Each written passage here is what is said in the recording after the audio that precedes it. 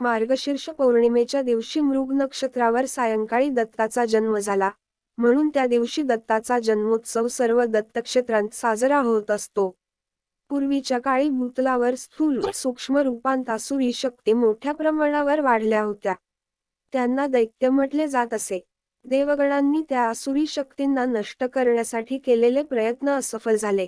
तेव्हा ब्रह्मदेवाच्या आदेशानुसार वेगवेगळ्या ठिकाणी वेगवेगळ्या रूपांत दत्त देवतेला अवतार घ्यावा लागला.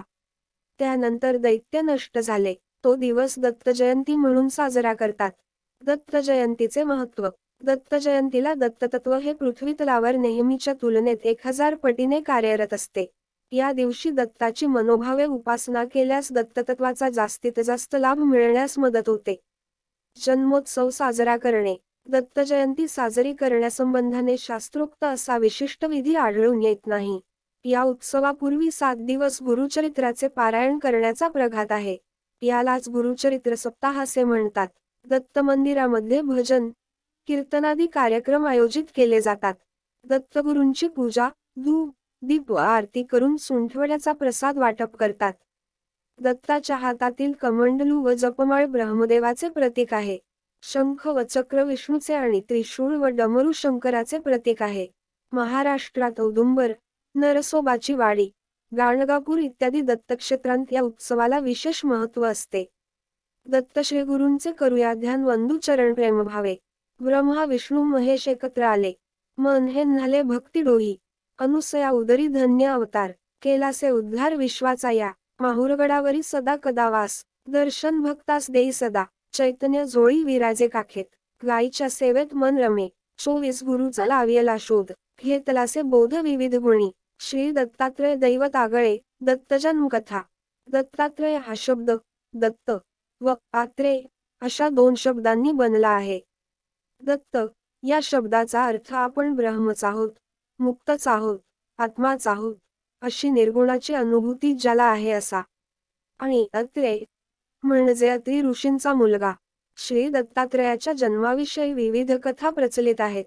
मात्र या सगळ्या कथांमधून श्रीदत्त हे अत्री ऋषी व माता अनुसूया यांचा पुत्र व विष्णूचा अवतार आहे असाच बोध होतो.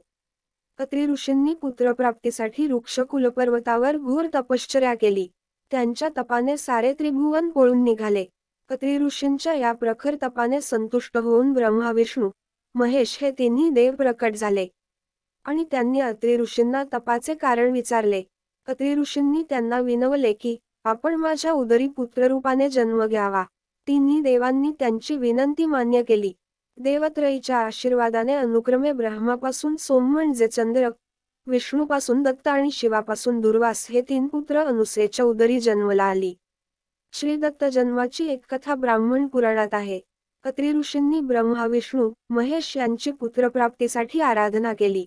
ते संतुष्ट झाल्यावर त्यांनी देवांना विनवले की आपण माझ्या घरी पुत्ररूपाने जन्म घ्यावा आणि मला एक रूपवती कन्याही प्राप्त व्हावी.